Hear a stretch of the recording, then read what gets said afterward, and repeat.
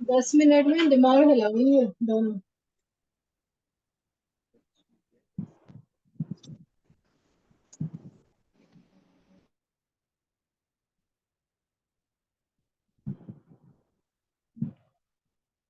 ओम ज्ञानतिमिरान्धस्य ज्ञानाञ्जनेन शलाकाय चक्षुरुन्मीलितं येन तस्मै श्रीगुरवे नमः। वाञ्छाकल्पतरुभ्यश्च कृपासिन्धुभ्येव च पतितानां पावनेभ्यो वैष्णवेभ्यो नमो नमः। जय श्री कृष्ण चैतन्य प्रभु नित्यानंद श्री अद्वैत गदाधर शिवासादि गौरभक्त। हरे कृष्णा कृष्ण कृष्ण हरे हरे, हरे राम राम राम हरे हरे। तो आज से हम चैप्टर 5 स्टार्ट करेंगे। डायरेक्टली हम श्लोक पे जाते हैं। श्लोक नंबर 1 है अर्जुन उवाच। अब अर्जुन बोल रहा है। लास्ट चैप्टर में कृष्णा ने ज्ञान ज्ञान योग तक कैसे पहुंचना है, बाय निष्काम कर्म योगा से कैसे ज्ञान योग तक पहुंचेंगे, या फिर ज्ञान के बाद हमें रिनंसिएशन कर सकते हैं, अपना कर्म क्या मतलब कर्म नहीं, कर्म बंधन से हम मुक्त हो सकते हैं। ये सब बोलने के बाद अब अर्जुन क्वेश्चन कर रहा है। संन्यासं कर्मणां कृष्ण पुनर्योगं च संससि यश्रेय एतर्योर् एकं तन्मे ब्रूहि सुनिश्चितम्। तो अर्जुन इज आस्किंग कि हे कृष्ण, आप पहले बोलते हैं कि कर्म संन्यास यानी हमें अपना कर्म का संन्यास, कर्म से संन्यास ले लेना चाहिए। उसके बाद आप बोलते हैं कि निष्काम कर्म योगो करो, कि फिर बोलते हैं कि कर्म करो। पहले बोलते हैं कि कर्म का त्याग कर दो, संन्यास ले लो, और फिर बोलते हो कि कर्म करो। तो प्लीज मुझे ये बताओ, निष्काम कर्म योग हम जानते हैं कि क्या होता है, कि बिना किसी अटैचमेंट के हमें कर्म करना है। कर्म तो हम वही कर रहे हैं जो रोज करते हैं, बट जब हम नॉर्मली हम कर्म करते हैं तो क्या करते हैं, हम उसके फल को भोगने की इच्छा से करते हैं। लेकिन जब वो ही काम निष्काम हो जाता है, निष्काम कर्म योग बन जाता है, तो तब क्या होता है, हम वही कर्म कर रहे हैं लेकिन हम किसके लिए कर रहे हैं, भगवान के लिए कर रहे हैं। तो अब अर्जुन इज गेटिंग कंफ्यूज। बोलता है कि पहले आप बोलते हो कि कर्म से संन्यास ले लो, दूसरी बारी आप बोलते हो कि निष्काम कर्म योग करो, यानी दोबारा कर्म करो। तो मुझे एक बताइए कि दोनों में से मेरे लिए क्या अच्छा है। तो यहाँ पे ये समझना जरूरी है कि भगवान तो कंफ्यूजिंग नहीं है। भगवान ने एक ही बात बोली है कि आपको कर्म तो करना है, लेकिन उस कर्म के फल की इच्छा का त्याग करना है। यानी हमें कर्म तो जो हम कर रहे हैं वही करना है, लेकिन हमें उस कर्म के प्रति अटैचमेंट को त्यागना है, और वो ही कर्म हमें कृष्ण के लिए करना है। बट बिकॉज इंसान जब बहुत ही कंफ्यूजन में होता है, बहुत स्ट्रेस में होता है, तो वो उसे हम कुछ समझा रहे होते हैं तो वो उसको ठीक से समझ नहीं पाता। तो इसी तरह अर्जुन इज रिप्रेजेंटिंग अस। अर्जुन हम सबको रिप्रेजेंट कर रहे हैं, तो वो भी एक कंफ्यूज व्यक्ति की तरह वो नहीं समझ पाते कि कृष्ण ने जो बोला है उसमें कोई कंफ्यूजन नहीं था। उन्होंने कर्म के फल की इच्छा का त्याग करके उस कर्म को भगवान को अर्पित करके करने के लिए कहा था। श्री भगवान वाचा संन्यास कर्म योगश्च निःश्रेयस्करावुभौ तयोस्तु कर्म संन्यास कर्म योगो विशिष्यते। तो भगवान क्या बोल रहे हैं अब इसके जवाब में, कि जो कर्म संन्यास है और जो निष्काम कर्म योग है, दोनों ही बहुत शुभ है। बट जो निष्काम कर्म योग है वो कर्म संन्यास से सुपीरियर है। अब ये कैसे होता है कि जैसे हम कर्म कर्म से संन्यास हम कब ले सकते हैं, जब हमें निष्काम कर्म योग करने के बाद जब हमें ये धीरे धीरे हमारा हार्ट प्योर हो जाता है, और हमारे अंदर अपने हमारा जो पोजीशन है उसके बाद ही हमें ज्ञान हो जाता है। हमें पता चल जाता है कि what is the relationship between, कि हम ये शरीर नहीं, हम आत्मा है, हमारा रिश्ता भगवान के साथ है। तो इन सब बातों का जब हमें हार्ट प्योर होने से जब हमें ज्ञान होता है, तब वो कर्म करने की भी हमें आवश्यकता नहीं होती है, तब हम कर्म से संन्यास ले सकते हैं। बट लेकिन हमने तुरंत हमें इस बात को समझ में आ गया कि हमें कर्म से संन्यास ले ज्ञान हो गया कि हम शरीर नहीं, हम आत्मा है, और हमने कर्म से संन्यास लिया। उसके बाद क्या हुआ, हमारे हृदय से पूरी हार्ट में एकदम अचानक से तो हमारा हार्ट क्लीन नहीं हो जाएगा। हमारा मोह बंधन एक दिन में तो नहीं खत्म हो जाएगा। हमारे अंदर जो काम इच्छाएं हैं, हमारे अंदर जो डिजायर्स हैं, वर्ल्डली डिजायर्स, वो एक हैबिट बन गए हैं, वो हम कंडीशन हो चुके हैं, बहुत जन्मों से कंडीशन हो चुके हैं। तो वो एक दिन अचानक नहीं खत्म हो जाता। तो हम अचानक से हमें ये ज्ञान हो गया, मतलब जब कोई कृष्ण भक्ति में आता है तो सडनली उसको बहुत लगता है कि मुझे बहुत सारी बातों का ज्ञान हो गया है, मुझे बहुत सारी चीजें समझ में आ गई, और वो अचानक अगर वो काम को अबेंडन कर दे, संन्यास ले ले कर्म से, तो उसके अंदर की जो इच्छा है, डिजायर्स है, वो अभी खत्म नहीं हुई है, अभी हार्ट कंप्लीटली प्योर नहीं हुआ है। ये हार्ट को प्योर होने में बहुत समय लगता है, बहुत बहुत बहुत समय या बहुत जन्म भी लग सकते हैं। तो जो वर्ल्डली डिजायर्स है वो एक दिन अचानक नहीं खत्म होंगे।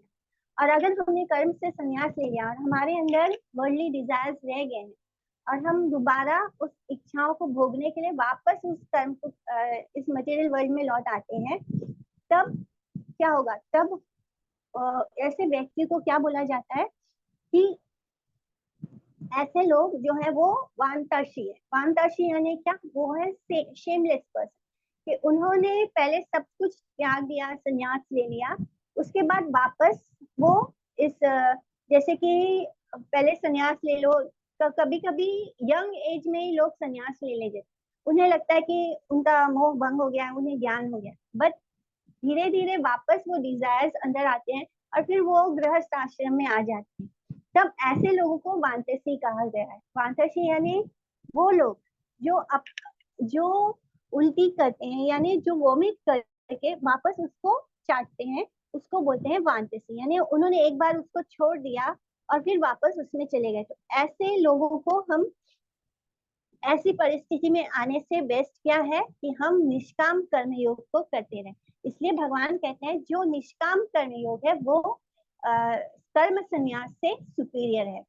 कर्म संन्यास करके हम कभी भी फॉल डाउन कर सकते हैं, बिकॉज हम इतनी आसानी से अपने अंदर के डिजायर्स को खत्म नहीं कर सकते। ये डिजायर्स कभी भी स्प्राउट हो जाते हैं, और बिकॉज हमारा हार्ट 100% क्लीन नहीं हुआ है, ज्ञान से हमारा हार्ट जब थोड़ा थोड़ा चेतो दर्पण मार्जनम होता है, यानी धीरे धीरे चेतना पर से जो जमी धूल है वो धीरे धीरे हटती है, तब हमें थोड़ा सा ज्ञान आता है और हम तुरंत इमीडिएटली संन्यास ले ले कि हाँ अभी तो हम बहुत ज्ञानी हो गए।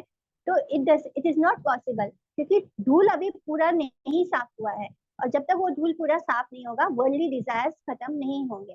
तो ऐसे लोगों को वांतसी कहा जाता है, कि जो अपना ही वॉमिट करके उसको वापस चाटते हैं। तो मैंने उन्होंने एक बार संन्यास ले लिया और वापस आ गए, तो ये सेटबैक इसमें हमेशा रहता है जब हम कर्म संन्यास लेते हैं। इसलिए हमें भगवान बोल रहे हैं कि जो निष्काम कर्म योग है इट इज बेटर देन कर्म संन्यास। श्लोका 3, श्रेया सा नित्य संन्यासी यो न द्वेष्टि न कांक्षति निर्द्वंद्वति महाबाहो सुखम बंधनात् प्रमुच्यते। हे महाबाहो, जो ना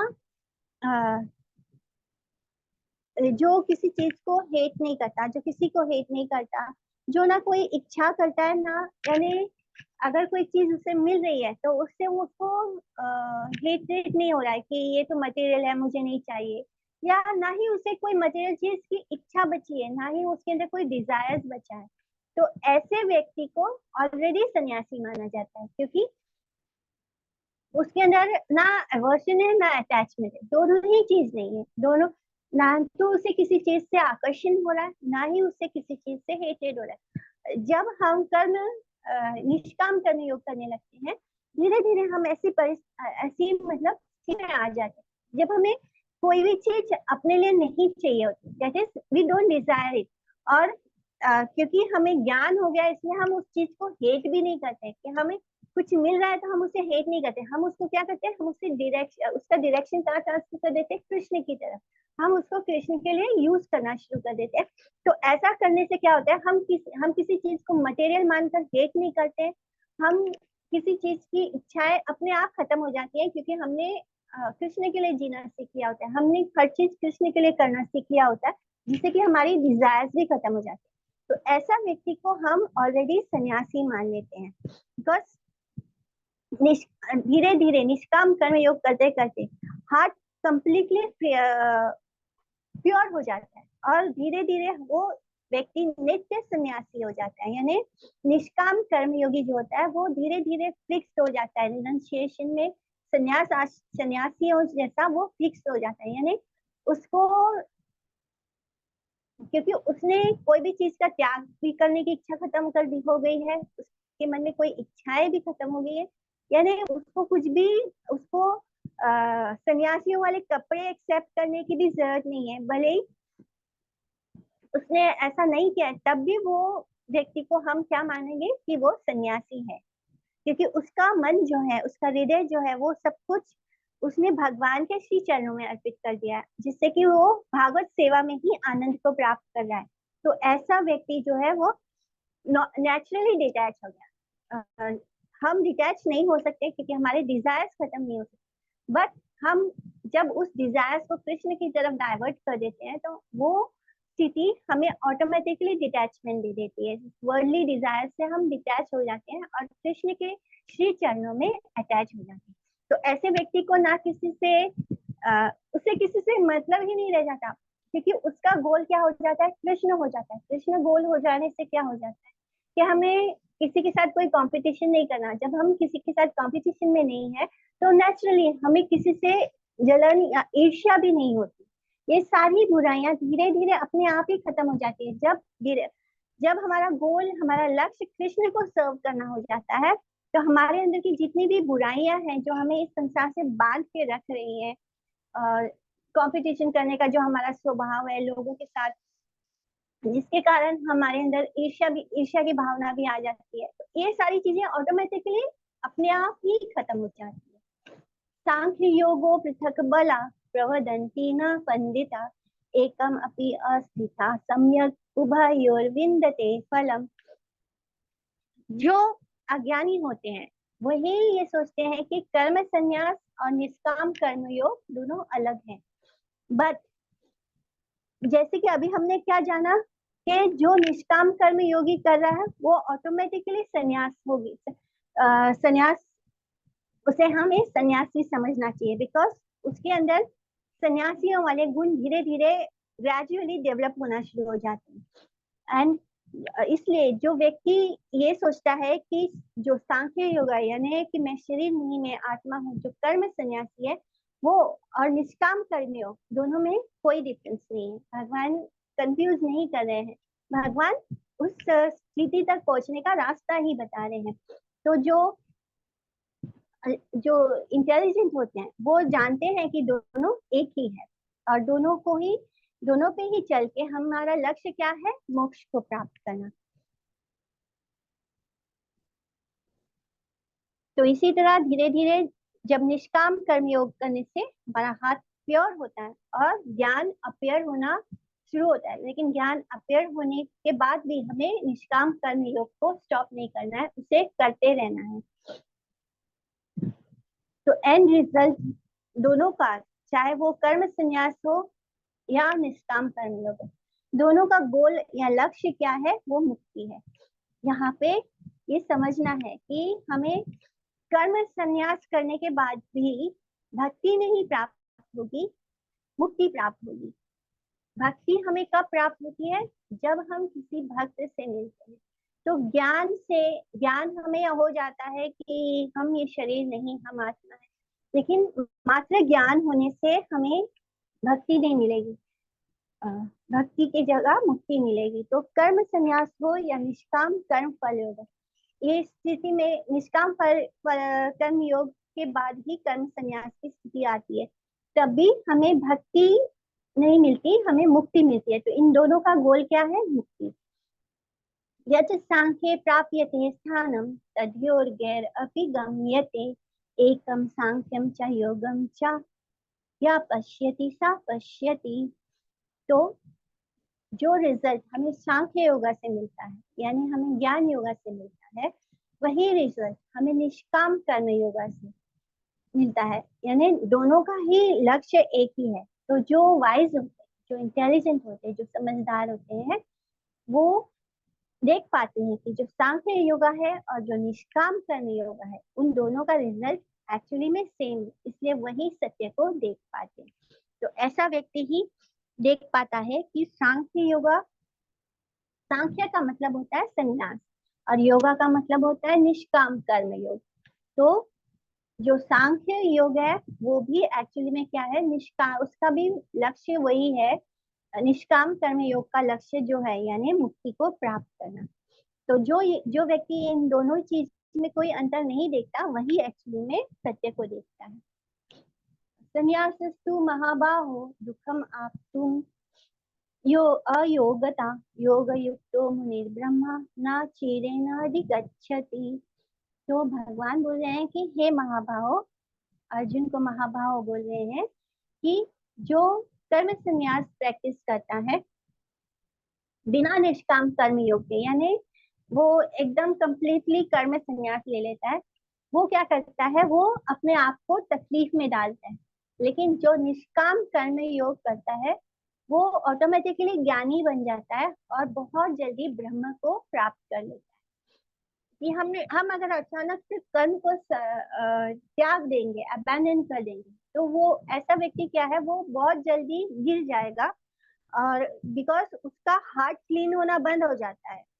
जब हम भगवान के लिए कर्म कर रहे हैं, निष्काम कर्म योग कर रहे हैं, तो ग्रेजुअल प्रोसेस से हमारा हार्ट क्लीन होता जा रहा है और भी क्लीन होता जाता है। बट जो व्यक्ति कंप्लीटली कर्म संन्यास ले लेता है, वो सोचता है कि मुझे ज्ञान हो गया और उसने कर्म करना ही बंद कर दिया, संन्यास ले लिया, तो ऐसा व्यक्ति के अपने आप को वो दुख लाता है, तकलीफ लाता है। और जो व्यक्ति निष्काम कर्म योग करता है वो ज्ञानी बन जाता है, धीरे धीरे उसके हाथ क्लीन हो जाते हैं एंड वो बहुत जल्दी ब्रह्म को यानी मोक्ष को प्राप्त करता है। इसलिए जो निष्काम कर्म योगी है वो बाद में ज्ञानी बन के बहुत तुरंत जल्दी ब्रह्म को प्राप्त करता है।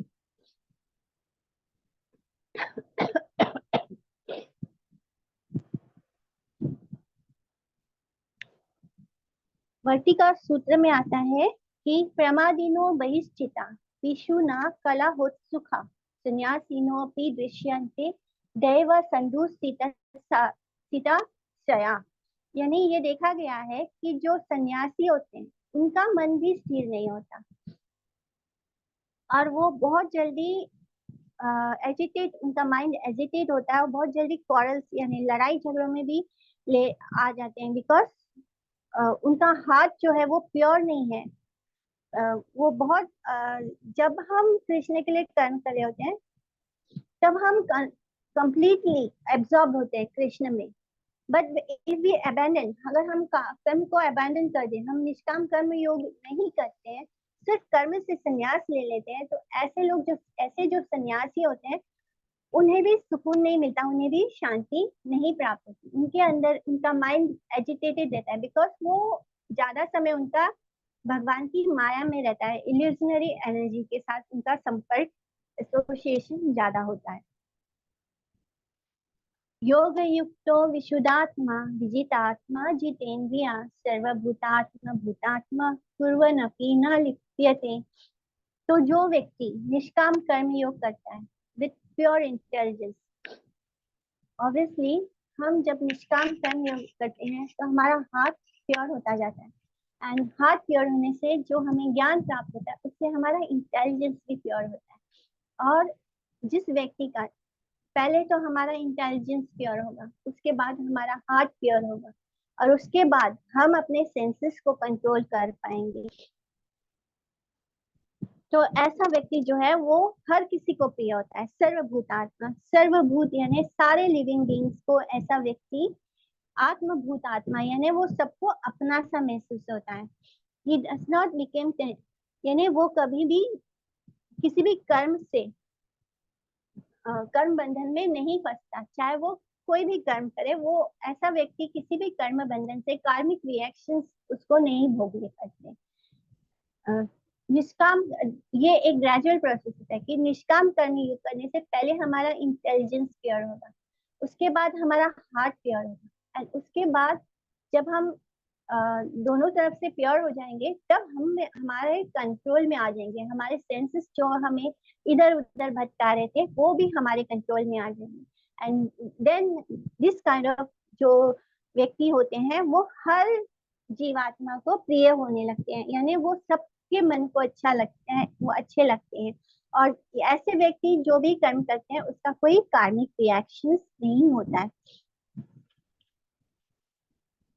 तो ये योग युक्तो ज्ञानी, तो ये 3 तरह के होते हैं, यानी विशुद्ध आत्मा बोला जाता है, जिनका इंटेलिजेंस प्योर हो जाता है वो विशुद्ध आत्मा, यानी ये 3 स्टेजेस हो गए हैं योग युक्त ज्ञानी का। 3 टाइप्स हो गया। विशुद्ध आत्मा जिनके इंटेलिजेंस प्योर है, विजित आत्मा जिनका मन प्योर है, और जितेंद्रिया यानी जिन्होंने अपने सेंसेस को जीत लिया, कंट्रोल कर लिया। तो ये तीनों एक के बाद एक है, यानी जो सबसे ऊपर है वो कौन है, जिनके सेंसेस कंट्रोल हो गए। जो सेकेंड स्टेज में है वो जिनका मन प्योर हो गया है, हार्ट प्योर हो गया। एंड जो उसके नीचे वाले स्टेज में आता है विशुद्ध आत्मा, जिनका इंटेलिजेंस प्योर।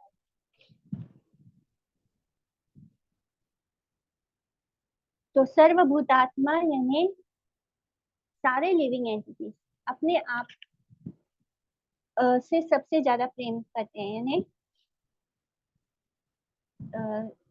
तो जब कोई व्यक्ति इतना शुद्ध हो जाता है, जिसके सेंसेस कंट्रोल में आ जाते हैं, जिनका हार्ट प्योर हो जाता है, ऐसे व्यक्ति को अपने इंसान अपने आप को देखता है, यानी वो अपनी तरह उनसे प्रेम करता है। नैवा किंचित करोमीति युक्तो मन्ये तत्त्वविता पश्यन् शृण्वन् स्पृशन् जिघ्रशन् अश्नन् गच्छन् स्वपन् स्वसन् प्रलपन् विसृजन् गृहन् उन्मिषन् निमिषन् अपि इंद्रियाणि इंद्रियार्थेषु वर्तन्त इति धारयन्। जब एक निष्काम कर्म योगी तत्व ज्ञान में स्थित हो जाता है, जब उसे तत्व का ज्ञान हो जाता है, तत्व यानी जो ट्रुथ है उसका ज्ञान उसे हो गया है, तब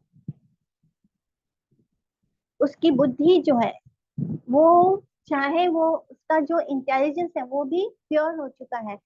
सो क्या होता है कि ऐसा व्यक्ति जब देखता है या स्पर्श करता है या सुनता है, खाता है, मूव करता है, चलता है, फिरता है, सोता है, ब्रीथ कर रहा है, सांस ले रहा है या बोल रहा है,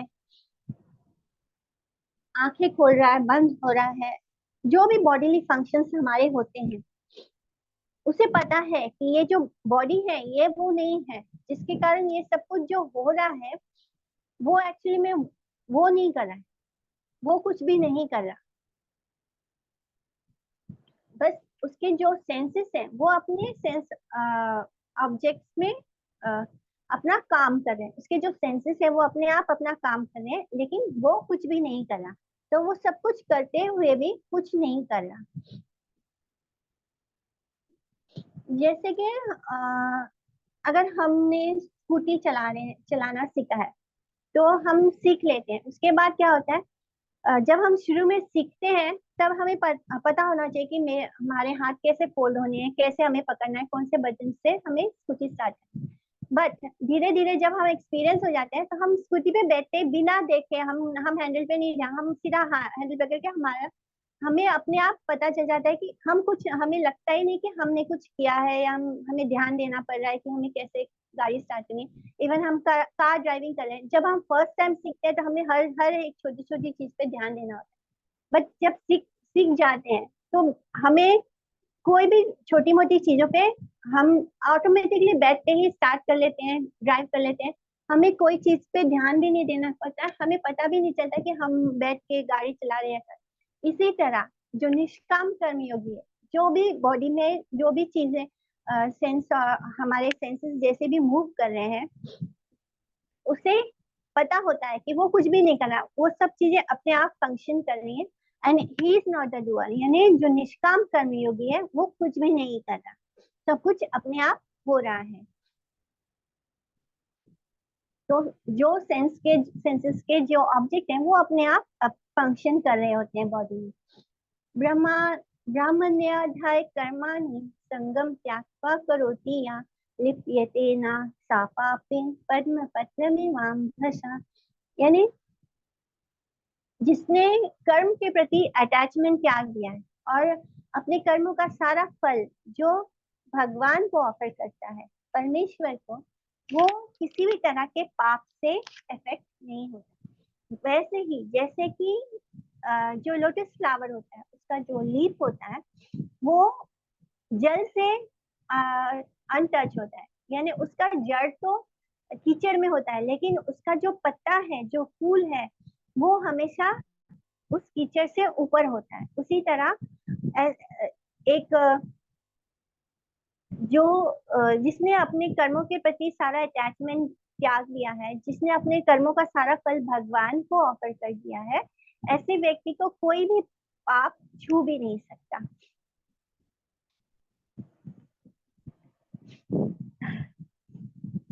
तो जो निष्काम कर्म योगी होता है उसे जैसे ही तत्व का ज्ञान होता है, उसके बाद उसका हाथ जो ग्रेजुअली प्योरीफाई होने लगता है, क्लीन होने लगता है, ऐसे व्यक्ति जो होते हैं वो अपने सेल्फ को, अपने आत्म तत्व को समझ जाते हैं। वो समझ जाते हैं कि हम ये शरीर नहीं है और जो भी फंक्शन हमारी बॉडी परफॉर्म कर रही है वो शरीर से अलग है, यानी आत्मा देख पा रही है।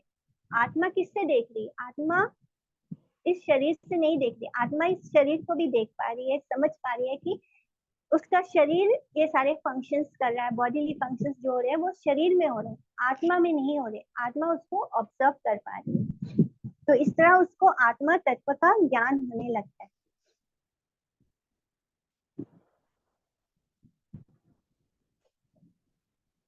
तो उन्हें कैसा लगता है कि उनके पूर्व जन्म के अभ्यास के कारण जो मटेरियल बॉडी है, मटेरियल बॉडी में जो भी एक्टिविटीज हो रहे हैं वो ऑटोमेटिकली परफॉर्म हो रहे हैं बाय द इंस्पिरेशन ऑफ ईश्वर, यानी भगवान की इंस्पिरेशन से उनके मटेरियल बॉडी, बिकॉज बहुत जन्मों में हमें बहुत सारी मटेरियल बॉडी मिले, तो वो मटेरियल बॉडी जो भी फंक्शन कर रहे हैं वो ऑटोमेटिकली परफॉर्म हो रहे, इस बात का उन्हें ज्ञान होता है।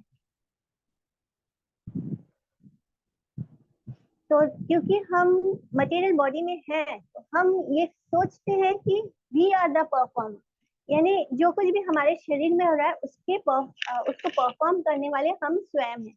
बट एक्चुअली में जब हमें निष्काम कर्म योग करते करते धीरे धीरे जब हमें ज्ञान होता है और हमें तत्व समझ में आता है, आत्म का तत्व समझ में आता है, तब हम देख पाते हैं कि हम ये शरीर से अलग हैं और इस बॉडी के जो भी सेंसेस, जो भी फंक्शंस परफॉर्म हो रहे हैं वो ऑटोमेटिकली परफॉर्म हुए जा रहे हैं। तो इस तरह एक साधक भक्त जो होता है वो धीरे धीरे अपने फॉल्स ईगो को त्यागने लगता है कि वो कुछ कर रहा है या मैं करता हूँ, ये वाला जो फीलिंग है, ये जो हम सोचते हैं कि मैं कर रहा हूँ, ये सब कुछ जो हो रहा है वो मैं कर रहा हूँ। तो जब हम अपने आप को शरीर मानते हैं तब हमारे अंदर ये फॉल्स ईगो होता है कि हम जो कुछ भी हो रहा है वो हम कर रहे हैं। बट देन वी अंडरस्टैंड कि हम ये शरीर नहीं है, तब ये जो हमारा फॉल्स ईगो होता है ये खत्म होने लगता है। कायेन मनसा बुद्ध्या केवलेन इंद्रियेण अपि योगिना कर्म कुर्वन्ति संगम त्याक्वम अशुद्धये।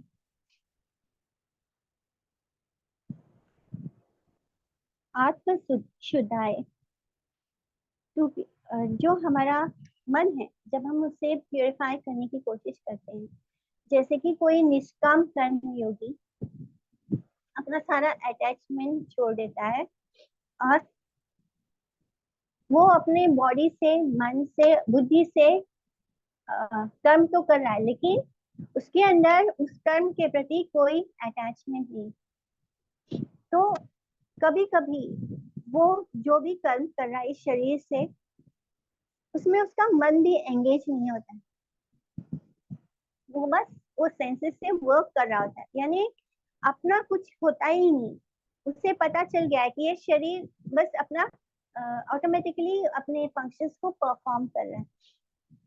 तो जैसे कि कोई मंत्र चैंट करता है इंद्रियाय स्वाहा, यानी जब हम यज्ञ कर रहे होते हैं और हम बोलते हैं कि इंद्रियाय स्वाहा, तो मन कहीं और हो सकता है लेकिन फिर भी जो बॉडीली एक्टिविटीज हैं वो परफॉर्म हो रहे होते हैं। आत्म शुद्धाय मीन्स जो योगीज होते हैं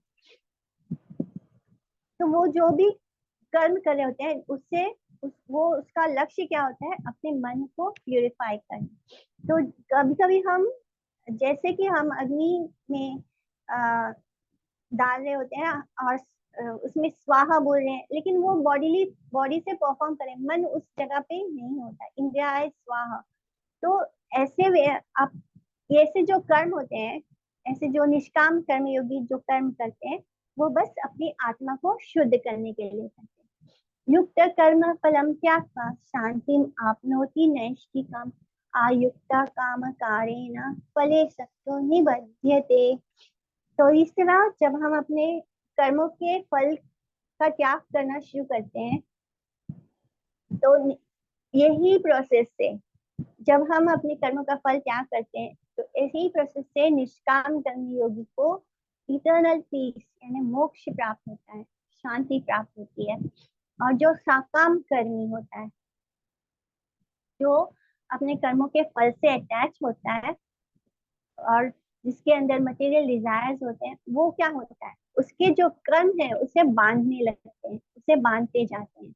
यानी ऐसे जो डिजायरफुल, जब तक हमारे अंदर डिजायर्स हैं, इच्छाएं हैं भोगने की, तब तक हम कभी भी शांति को नहीं प्राप्त कर सकते। हमारे अंदर शांति कब आएगी?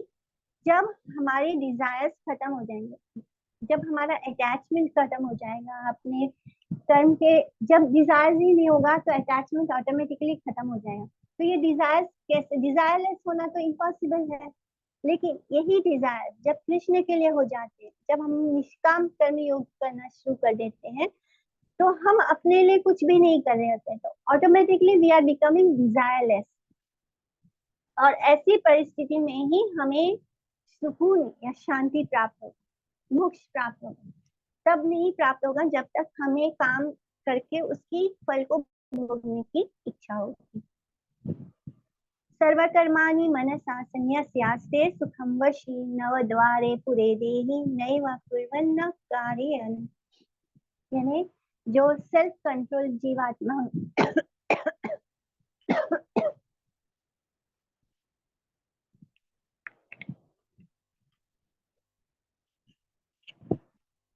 जो सेल्फ कंट्रोल जीवात्मा होती है, निष्काम कर्मयोगी, जब वो अपने कर्मों के फल का के प्रति जो अटैचमेंट है उसको त्याग देते हैं,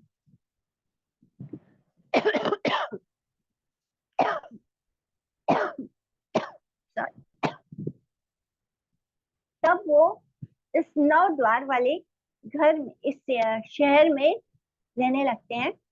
जैसे कि इस शरीर को क्या बोला गया है? नौ द्वार वाला घर, यानी नौ, जहाँ पे 9 द्वार है, और वो इस घर में रह रहा है, लेकिन वो जो कुछ भी कर रहा है उसमें वो अटैच नहीं हो रहा है, वो एक्शन उसको बाइंड नहीं कर रहा है, उसे किसी भी चीज का कार्मिक रिएक्शन नहीं कर। तो ये शरीर क्या है? ये शरीर के अंदर हम रह रहे हैं, यानी ये एक तरह का सिटी हो गया, एक घर हो गया, और इस घर में हम रह रहे हैं एज आत्मा। आत्मा के लिए शरीर क्या हो गया? घर की तरह हो गया, यानी एक सिटी की तरह हो गया, जिसमें 9 द्वार है। 9 द्वार यानी 7 गेट्स हमारे हेड में, हमारे चेहरा, 2 आंखें, 2 ईयर्स, 2 नॉस्ट्रिल, 1 माउथ, तो ये हो गया 7 द्वार हम। और फिर लोअर गेट्स हो गए इवैक्यूएशन और प्रोक्रिएशन के। तो इस तरह हमारे शरीर में 9 द्वार हैं, और इस शरीर को, ह्यूमन बॉडी को क्या बोला गया है? एक घर की तरह बोला गया है। और हम कौन है? हम आत्मा है जो इस घर में वास कर रहे हैं। तो ऐसा व्यक्ति जो निष्काम कर्म योगी बन गया है, जो अपने, क्योंकि इस तरह निष्काम कर्म योगा करते करते उसके अंदर से सारे अटैचमेंट खत्म हो गए, अपने कर्मों के फलों को भोगने का जो अटैचमेंट है वो कर्म में वो खत्म हो गया, जिसके बाद वो इस 9 द्वार वाले घर में बहुत ही सुकून से रहता है, बहुत शांति से रहता है। और जो भी कर्म वो करता है उससे वो अटैच, उसका उसे कार्मिक रिएक्शन नहीं भुगतना पड़ता। ना वो खुद कुछ कर रहा है, और ना वो किसी और को कुछ करने के लिए मजबूर कर रहा है। यानी वो किसी को भी उसे पता है कि वो शरीर से जो कुछ भी हो रहा है उसमें वो करता नहीं है। आत्मा बस इस घर में वास कर रही है। न कर्तृत्वं न कर्माणि लोकस्य सृजति प्रभु, न कर्म फल संयोगम स्वभावस्तु प्रवर्तते।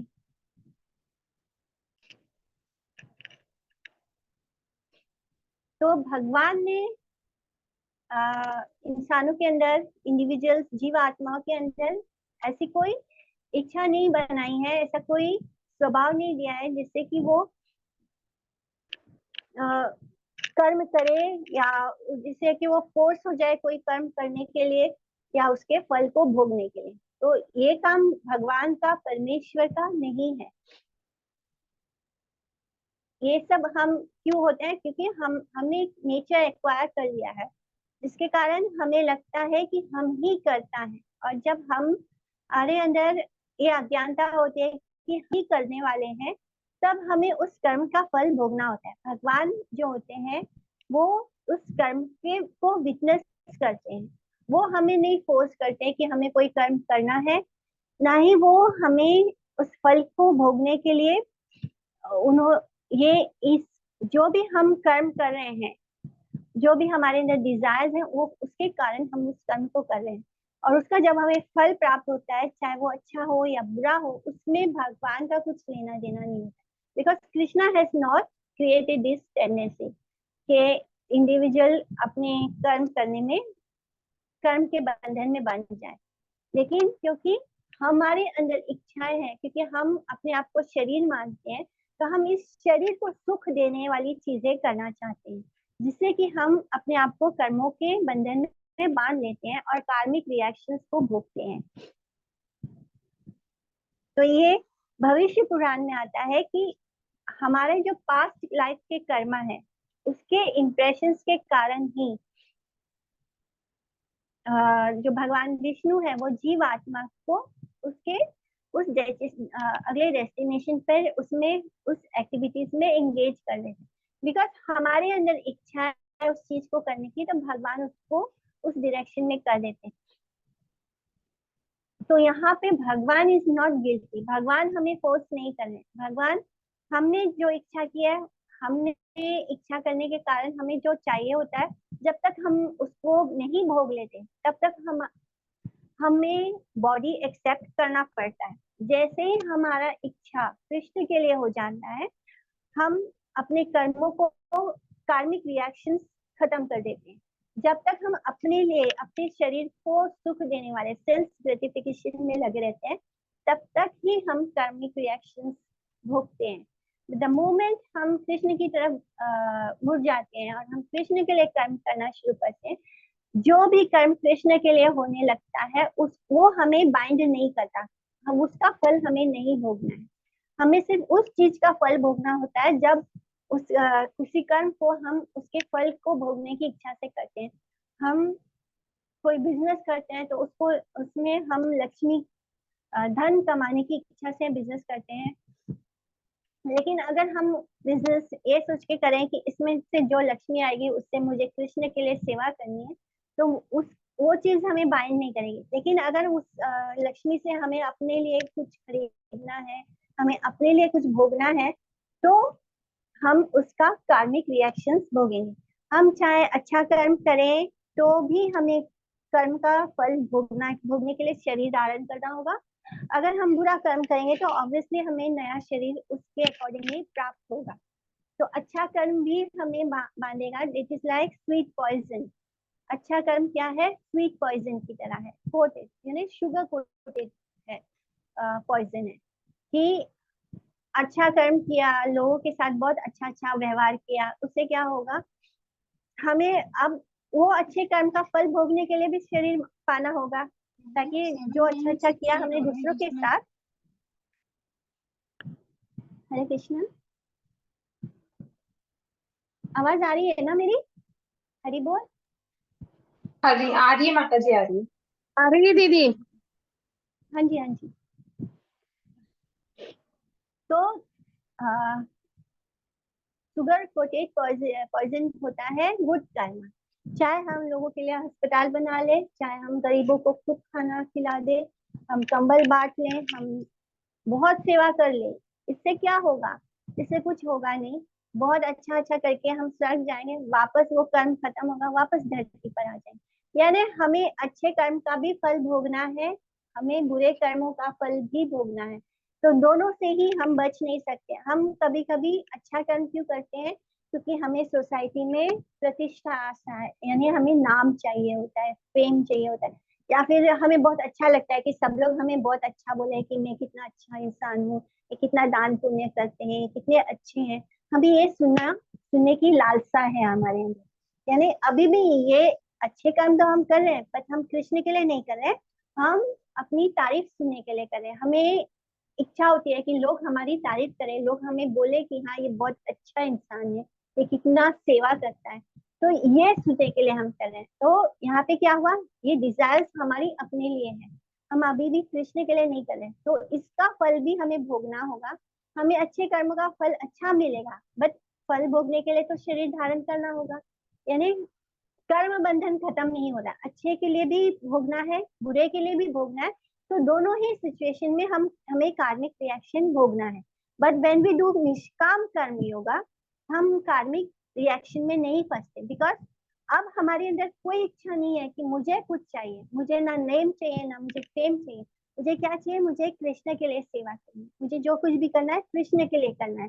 तो ऑब्वियसली अब हमारा कर्म बनते हुए भी कर्म नहीं बनना है, यानी हम कर्म कर रहे हैं लेकिन फिर भी वो अकर्म हो रहा है। तो जिससे कि हमें कोई फल नहीं भोगना है, ना अच्छे के लिए भोगना है, ना बुरे के लिए भोगना है। ना दत्ते काश्यचित् पापम न चैव सुकृतं विभु अज्ञानेनावृतं ज्ञानं तेन मुह्यन्ति जन्तवः।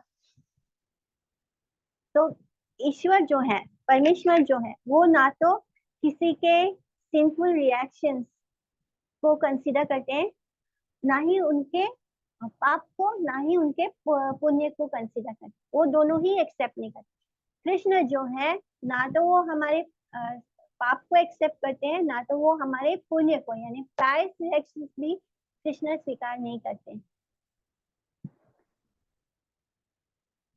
तो जो व्यक्ति होता है वो सोचता है कि सब कुछ करने वाला, जब भी हमारे साथ कभी कुछ बुरा हो जाता है, भगवान तुमने ये हमारे साथ ऐसे क्यों किया। हम किसे दोष देते हैं? हम भगवान को दोष देते हैं। जब हमारे साथ अच्छा होता है तब हम भगवान को भूल जाते हैं। तो लेकिन भगवान जो है, ना तो वो हमारे अच्छे होने वाले में के कारण है, ना तो वो हमारे बुरे होने का कारण है। जो कुछ भी मटेरियली हमारे साथ अच्छा हो रहा है या मटेरियली बुरा हो रहा है, उसका कारण हम स्वयं हैं, हमारे कर्म है, और उसके रिएक्शंस हम भोग रहे हैं। पर जीव आत्मा जो है इग्नोरेंस में, अंधकार में है, उनका ज्ञान अज्ञानता में वो सोचता है कि ये सब कुछ भगवान कर रहे हैं। जब बुरा होता है तो हम तुरंत भगवान को ब्लेम करना शुरू करते हैं कि भगवान ने ये किया। बट जब उस चीज को करने, जब हम डिजायर्स करते हैं तो हमारे साथ सिर्फ अच्छा होगा इसकी गारंटी नहीं है, उस अच्छे के साथ बुरा भी आएगा। तो हर वो इच्छा जो हम अपने लिए करते हैं, उसके लिए हम स्वयं रिस्पॉन्सिबल है। Krishna will not take, Krishna हमारे पाप और पुण्य दोनों में ही इन्वॉल्व नहीं है। जो भगवान जी हैं वो कौन है? वो आत्माराम है, यानी वो सेल्फ सेटिस्फाइड है। उन्हें ना तो हमारे पाप से मतलब है चाहिए, ना उन्हें हमारा पुण्य चाहिए। तो ये जो हमारी जो अविद्या शक्ति होती है, वो जो जीव आत्मा है उसके नॉलेज को, उसके ज्ञान को कवर कर देती है, जिससे कि जीव जो होता है वो कंडीशन हो जाता है और अपने आप को ये शरीर मान बैठता है। और फिर उसके अंदर जो कुछ भी वो करता है, उसके अंदर उस कर्ता को, यानी उसके अंदर फॉल्स ईगो डेवलप होने लगता है। ये फॉल्स ईगो का सबसे बड़ा रीजन यही है कि सबसे बड़ा फॉल्स ईगो यही है कि हमने अपने आप को शरीर मान लिया। एंड व्हेन हमने खुद को शरीर मान लेने से क्या होता है, हम जो कुछ भी कर रहे होते हैं इस शरीर से, हम सोचते हैं कि मैं करना। तो जितने भी लोग जो हैं, तो वो जब वो बहुत बड़े पोजीशन में पहुंच जाते हैं तब वो क्या बोलते हैं कि मैंने बहुत मेहनत की है यहाँ तक आने। हाँ, तो हमें ये बात का ज्ञान नहीं है कि ना तो वहां पहुंचने के लिए हम कुछ कर रहे हैं ना, तो यानी we are not the doer. ये सब हमारे कार्मिक रिएक्शन के कारण हम देखते हैं कि कुछ लोग बहुत गरीब है, पूरा पूरा दिन मेहनत करते हैं, तो जो सक्सेसफुल हो जाता है वो बोलता है कि मैंने बहुत मेहनत की है। तो मेहनत तो सड़क पे काम करने वाला मजदूर भी कर रहा है और हमसे कहीं ज्यादा कर रहा है। तो मेहनत इज नॉट द कॉज। ये हमारे जो कार्मिक रिएक्शंस होते हैं, जो अच्छे कर्मों का फल होता है तो वो मिलता है, जो बुरे कर्मों का फल होता है तो वो मिलता है। तो इट इज नॉट कि मैंने मेहनत किया इसलिए मैं यहाँ आ गया। तो मेहनत तो गरीब लोग भी कर रहे हैं, मजदूर भी कर रहे हैं, तो वो क्यों नहीं उनको उनके साथ अच्छा हो रहा है, क्यों उनके साथ वो गरीब के और गरीब ही रह जाते हैं। तो it is not the cause. Cause is कि हमारे कार्मिक रिएक्शंस होते हैं। जैसे कि मैंने इसलिए आप लोगों को बोला था कि पहले 6 क्लासेस ले लेना, तो उसमें हमने कर्म योग में पढ़ा था, जाना था कैसे कि हम जो भी कर्म कर रहे हैं तो वो संचित होते जा रहे हैं, एक के ऊपर एक के ऊपर एक। तो जब कर्मों का फल मिलना शुरू होता है तो भले अभी मैं गलत काम कर रही हूँ, लेकिन बिकॉज नीचे में मैंने बहुत अच्छे कर्म किए थे जिसके कारण मुझे अच्छे कर्मों का फल मिल रहा है। मैं भले ही अभी मैं बुरा कर रही हूँ लेकिन मेरे को अच्छे कर्मों का फल प्राप्त हो रहा है। तो जो पहले किया था वो अभी प्राप्त हो रहा है। तो इस तरह हमें क्या लगता है कि हमने जो अभी किया है उसका फल प्राप्त हो रहा है, but actually this is not the case. हमने जो पहले किया था वो पहले हमें अभी प्राप्त हो रहा है, भले अभी हम कुछ और कर रहे हैं लेकिन फिर भी हमारे साथ अच्छा हो रहा है। तो ये होता है कर्म का इस तरह वर्क करता है। तो इसलिए जीवात्मा को ये फॉल्स ईगो से बाहर निकलना है कि वो ये शरीर है और वो ये जो कुछ भी हो रहा है उसका वो कॉज है। ज्ञानेन तु तज्ज्ञानं येषां नाशेत्थम् आत्मना तेषाम् अदित्यवज्ञानं प्रकाशयति तत्परम्। तो जिन लोगों का की अज्ञानता इस बात से खत्म हो गई है कि जिन्हें भगवान का नॉलेज हो गया है, ज्ञान हो गया है, और जैसे कि सूर्य की रोशनी किरण जब फैलती है तो हमें सब कुछ दिखने लगता है। तो उसी तरह जब हमें निष्काम कर्म योग करते करते ज्ञान होता है और हमारा अज्ञानता खत्म हो जाता है और उस सूर्य की रोशनी की तरह हमारे सामने अप्रकृत परम तत्व का प्रकाशित होने लगता है, यानी रिवील हो जाता है, भगवान रिवील हो जाते हैं। तो हमारा जितना भी अज्ञानता थी वो नष्ट हो जाता है। हमें धीरे धीरे हमें भगवान के होने का आभास होना शुरू हो रहा है। वो प्रकट दिखते नहीं पर वो अप्रकट परम तत्व हमारे सामने प्रकाशित होना शुरू हो जाते हैं। हमें उनका प्रेजेंस समझ में आने लगता है। तो भगवान की जो अविद्या शक्ति है वो जीवात्मा के ज्ञान को कवर कर लेती है, लेकिन उनकी जो विद्या शक्ति है वो इस अज्ञानता को खत्म करके उसे प्योर नॉलेज देती है। और ये प्योर नॉलेज हमें कब प्राप्त होता है, इंटेलिजेंस कब होता है हमारा प्योर, जब हम निष्काम कर्म योग करते हैं। तो इसी बात को यहाँ पे एक्सप्लेन किया गया है। हम अपने ही मटेरियल डिजायर्स के कारण इस शरीर को प्राप्त करते हैं और अपने कर्मों का फल भोगते हैं। तो इस बात को हमने पहले ही एक्सप्लेन कर लिया। तो शिला विश्वनाथ चक्रवर्ती ठाकुर क्या बोलते हैं, विद्या विदे मम तनु, यानी श्रीमद् भागवतम का ये श्लोक है, इस पे उनकी टीका है कि विद्या विदे मम तनु विधि उद्धव शरीरिना मोक्ष बंध करी आद्ये माया या में विनिर्वती। यानी कि हे उद्धव कि अविद्या और विद्या दोनों ही मेरी माया शक्ति है। भगवान उद्धव को बोलते हैं, ये उद्धव गीता है, इसमें भगवान बोलते हैं उद्धव को कि अविद्या और विद्या दोनों ही मेरी माया शक्ति है। तो यहाँ पर इनका टीका है श्रीला विश्वनाथ चक्रवर्ती ठाकुर का कि जो विद्या है वो हमें मोक्ष देती है और जो अविद्या है वो हमें क्या करती है, हमें बंधन में बांध देती है। यानी बार बार हमारा जन्म और मृत्यु होता है हमारे अच्छे और बुरे कर्मों को भोगने से। जब हम अविद्या में होते हैं तब हम शरीर मानते हैं खुद को, और इस शरीर के सुख के लिए जीते हैं। हम अपना सुख सुख नहीं देखते, हम इस शरीर के सुख को, यानी बिकॉज हमने अपने आप को शरीर मान लिया, तो हमारे लिए इस शरीर से जुड़ा सुख ही मेरा सुख हो गया है। और उसके सुख को जीने वाला व्यक्ति क्या करता है, वो अपने आप को बंधन, कार्मिक रिएक्शन में बांध लेता है। तो ये अविद्या है। एंड जब हमें ये रियलाइज होता है कि हम ये शरीर नहीं, हम आत्मा है, एंड हमारा रिश्ता जो है कृष्ण के साथ है, और हमें हमारा सुख किसमें है, जब हम कृष्ण को सर्व करेंगे तब ये क्या होता है, ये विद्या होता है। और ये विद्या से हमें क्या प्राप्त होता है, मोक्ष प्राप्त होता है। मोक्ष किससे प्राप्त हो रहा है, हमारे कार्मिक रिएक्शंस खत्म हो गए। द मोमेंट हम कृष्ण की तरफ टर्न हो जाते हैं, जब हम सब कुछ कृष्ण के लिए करने लगते हैं, फ्रॉम दैट मोमेंट हमारा कार्मिक बंधन खत्म हो जाता है, हमारा हम कर्म बनाना बंद करते हैं।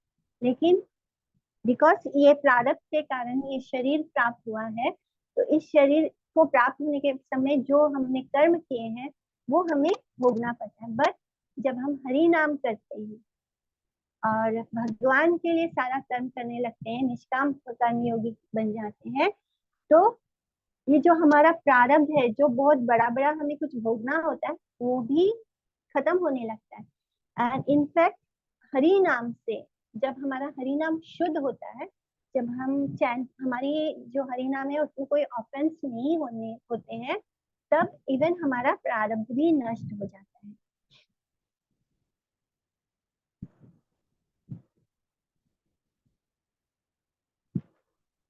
मैं और मेरा जो है, यही हमारा फॉल्स ईगो है। और ये दोनों का ही, विद्या हो या अविद्या हो, भगवान की दोनों ही शक्ति माया शक्ति के कारण है। तो यहाँ पे श्रीला भक्ति विनोद ठाकुर बोलते हैं कि जो ज्ञान है वो दो तरह का होता है, एक प्राकृत और एक अप्राकृत। जो प्राकृत ज्ञान होता है वो मंडेन नॉलेज है, और जो अप्राकृत ज्ञान होता है वो ट्रांससेंडेंटल है।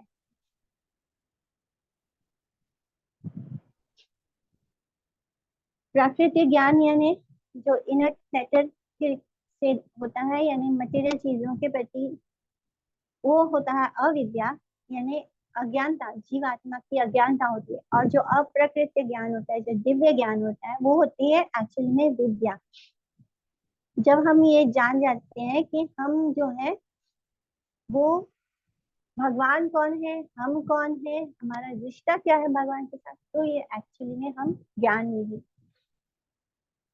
तद बुद्धाय तद आत्मना तन्निष्ठा तत्परायण गच्छन्ति अपुनर आवृत्तिम ज्ञान निर्भूत कल्मषा। तो जिनका ज्ञान जो है वो भगवान में फिक्स हो जाता है, जिनकी बुद्धि जो है वो भगवान में फिक्स हो जाती है, और जिनका मन जो है भगवान में ही एब्जॉर्ब हो जाता है, उनके मेडिटेशन में एब्जॉर्ब हो जाता है, मन यानी मन भगवान में लग जाता है, हर वक्त भगवान का स्मरण होने लगता है, बुद्धि भगवान में फिक्स हो जाती है। और जो कंप्लीटली भगवान में डिवोट हो जाते हैं, जिनका सुनना, जिन हियरिंग चैंटिंग, जो हर वक्त भगवान के बारे में ही सुनना चाहते हैं, जो हर वक्त भगवान का नाम जप करते हैं, उनकी अविद्या कंप्लीटली डिस्ट्रॉय हो जाती है। किससे? विद्या से। जब ज्ञान आता है तो अज्ञानता खत्म हो जाती है। बस एक दिया जलता है, एक दिए की रोशनी बहुत सारे अंधकार को खत्म करने का सामर्थ्य रखती है। इसी तरह जब हमारे अंदर विद्या आती है तब हमारी अविद्या नष्ट हो जाती है और हम मोक्ष को प्राप्त कर सकते हैं। और जहां से मोक्ष कैसे होता है, जब हमारा कार्मिक रिएक्शन यानी कर्म करना बनना ही बंद हो जाता है, तो हमारा जन्म और मृत्यु का चक्र अपने आप ही खत्म हो जाता है।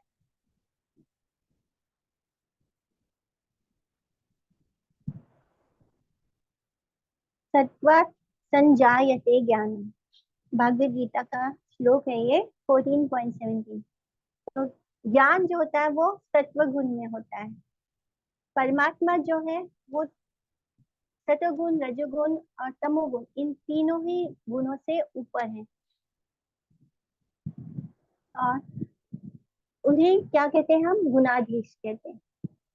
इसलिए जो सात्विक ज्ञान होता है जो ज्ञान है वो सात्विक रूप में हमारे अंदर की अज्ञानता को डिस्ट्रॉय कर देता है, लेकिन फिर भी परमात्मा जो है वो अपेयर नहीं होंगे, बिकॉज ज्ञान भी सत्व गुण में ही आता है। तो भक्ति कैसे मैनिफेस्ट होगी? भक्ति तभी आएगी जब हम इन 3 गुणों से ऊपर होंगे, भगवान के तत्व का। जब हम भगवान की भक्ति कर पाएंगे, जब हम इन 3 गुणों से ऊपर उठ जाएंगे, भगवान गीता में बोलते हैं, गीता के चैप्टर 18 में श्लोका नंबर 55 में वो क्या बोलते हैं कि भक्त्या माम अभिजान। तो इसलिए जब जीवात्मा नाम कर्म करता है तब उसे ज्ञान प्राप्त। बट यहाँ जैसे कि अभी मैंने समझाया था कि सिर्फ ज्ञान आने से भक्ति नहीं आती है, भक्ति आएगी, किसी भक्त की कृपा से भक्ति प्राप्त होगी। ज्ञान से हमारा हृदय शुद्ध हो जाएगा, हमारे अंदर सात्विक गुण आ जाएंगे, और जब हम सतोगुण में आ जाएंगे तब अगर किसी भक्त की हम पर कृपा हो जाए तो हमारे हृदय में भक्ति मैनिफेस्ट होगी, और जब भक्ति आएगी तभी हमारे सामने भगवान भी प्रकाशित होंगे, मैनिफेस्ट होंगे। तो इसलिए भक्ति सिर्फ हमें भक्त से ही प्राप्त हो सकती है। ज्ञान के स्टेज में भी हमें मोक्ष प्राप्त हो सकता है, लेकिन भक्ति नहीं प्राप्त हो सकती। विद्या विनय संपन्ने ब्राह्मणे गवि हस्तिने शुनि चैव स्वपाके च पंडिता समदर्शिना। जो ज्ञानी होता है, जो वाइज होता है, वो चाहे कोई पंडित हो, चाहे कोई गाय हो, चाहे एलिफेंट हो, चाहे डॉग हो, या कोई चंडाल हो, वो सबको एक तरह से दिखता है। ये स्थिति कब आती है, कब हमें ये ज्ञान प्राप्त होता है कि जब हम ये समझने लगते हैं कि हर किसी के अंदर परमेश्वर का ही वास है, चाहे वो डॉग हो, या चाहे वो कुत्ता हो, या कुत्ता को खाने वाला चंडाल हो, या ब्राह्मण हो, या गौ हो। जो गौ होती है, जो ब्राह्मण होता है, ये दोनों सतोगुण में है। चाहे फिर जो हाथी होता है, ये रजोगुण में है। जो कुत्ता होता है या जो चंडाल होते हैं कुत्तों को खाने वाले, ये तमोगुण में है। तो जब व्यक्ति इस ज्ञान में होता है, निष्काम कर्म योग के करने के कारण जब उसके अंदर ज्ञान प्रकाशित हो जाता है, और जब वो समझ जाता है कि सबके अंदर वही परमेश्वर का वास है, कि चाहे कोई सतोगुण में हो, कोई रजोगुण में हो, या कोई तमोगुण में, इन तीनों गुणों के अधीन होने के बाद यानी सतोगुण को सबसे ऊपर माना गया है। ब्राह्मण है, ब्राह्मण गवि हस्तिनी, यानी जो ब्राह्मण है, जो गौ माता है, ये भी सतोगुण में आते हैं, लेकिन वो तीनों गुणों में भी भेद नहीं करता। वो सबको इक्वल दृष्टि से देखता है। कैसे? क्योंकि उसे सबके हृदय में परमेश्वर नजर आते हैं। उसे लगता है कि सब श्री कृष्ण का ही अंश है। वो किसी में भेद नहीं करता, वो सबको समदर्शी होकर देखता है, सब में वो भगवान को देखता है। यानी तथा शक्ति जीवात्मा के अंदर जीवात्मा को एक रूप में देखता है, सब में उसे भगवान का अंश जो जीवात्मा है वो नजर आती है, तथा शक्ति भगवान की नजर आती है। तो जो आत्मदर्शी होता है वही समदर्शी होता है, जो जिसने खुद को देखा है। यानी जब हम अपनी आत्मा को समझ लेते हैं, आत्मदर्शी हो जाते हैं, तभी हम सबके अंदर उसी आत्मा को, उसी तत्व को देख पाते हैं, तब हम एक्चुअली में समदर्शी हो पाते हैं।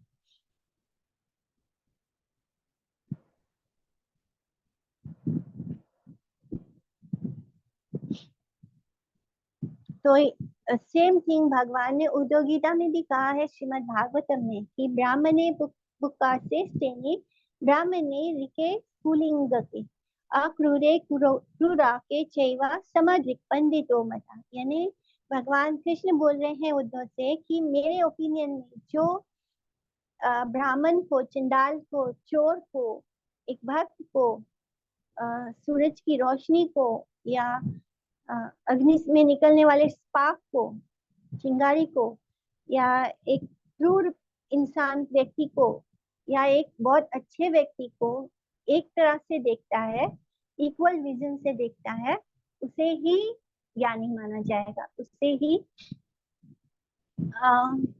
वही व्यक्ति ज्ञानी होता है, पंडित होता है। तो शिला विश्वनाथ चक्रवर्ती ठाकुर क्या कहते हैं इसमें, समधिक का मतलब होता है कि जो इटर्नल एग्जिस्टेंस यानी आत्मा को रियलाइज करता है, परम ब्रह्म को हर जीवात्मा में देखता है। यानी हम आत्मा जो है वो भगवान का अंश है, और जब हम भगवान को यानी आत्मा के साथ परमात्मा का भी वास होता है, भगवान आत्मा भी भगवान का ही अंश है। तो जब व्यक्ति सब में उस भगवान के अंश को देखना शुरू कर देता है, चाहे बॉडीली डेजिग्नेशंस में वो कुछ भी हो, तब वो एक्चुअली में देखता है, यानी तब वो ज्ञानी होता है। इह व तैर्जिता सर्गो येषां सामे स्थितं मनः निर्दोषं हि समं ब्रह्म तस्मात् ब्रह्मणि ते स्थिता। तो जिनका जो मन है वो इसमें फिक्स हो जाता है, यानी जो हर परिस्थिति में इक्वल हो जाता है, ऐसा व्यक्ति जो है वो पूरे संसार को जीत सकता है। इसी जीवन में वो पूरे यूनिवर्स को, ब्रह्मांड को जीत सकता है।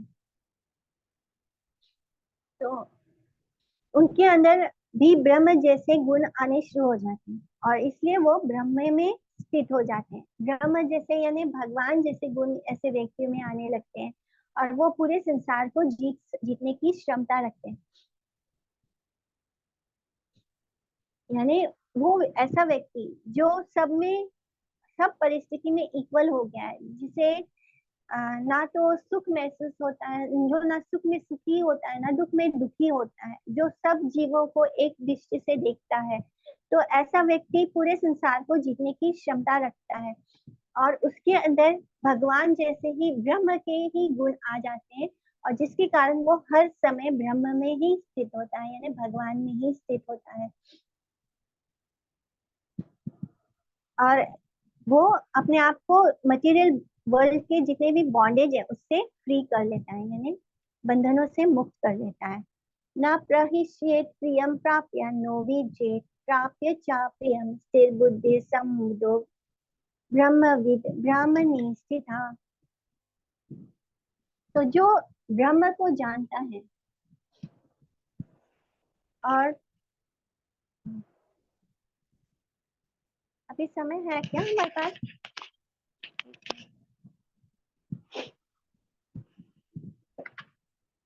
मैं कंप्लीट कर लूं, 9 श्लोक्स हैं।